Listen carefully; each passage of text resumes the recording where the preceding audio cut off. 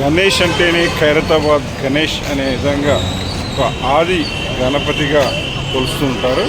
ఈరోజు 11 గంటలకు ఈ గణేష్ ఖైరతాబాద్ గణేష్ 11 గంటలకు తొలి పూజలు అందుకున్నారు.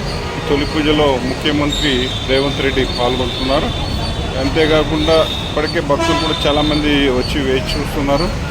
అందరూ కూడా చాలా రాత్రి నుంచి కూడా క్యూ లైన్లు కట్టి చూడడం జరుగుతుంది.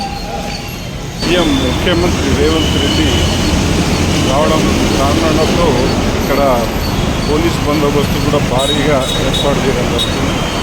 11 గంటలకు ముఖ్యమంత్రి రేవంత్ రెడ్డి తొలి పూజ అందుకోవడం, తర్వాత 3 గంటలకు రాష్ట్ర గవర్నర్ తోటి విష్ణుదేవ్ పూజలు అందుకోవడం జరుగుతుంది. ఈ యొక్క నిమజ్జనానికి 17వ తేదీ ఈ నెల 17వ తేదీన నిమజ్జనం చేయనట్టు ఉత్సవ కమిటీ సభ్యులు చెప్తున్నారు.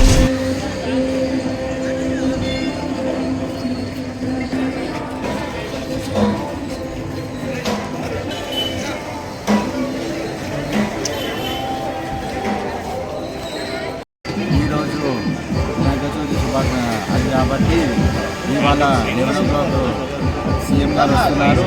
ఈసారి మట్టి వినాయకుడు కాబట్టి అందరూ వచ్చి దర్శించుకోవాలి.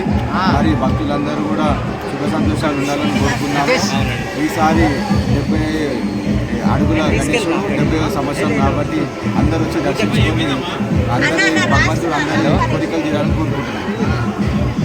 వచ్చారు. ఈసారి రేవంత్ రెడ్డి గారు వస్తున్నారు. వారికి కమిటీ తరఫున ఘన స్వాగతం పలుకుతున్నాం.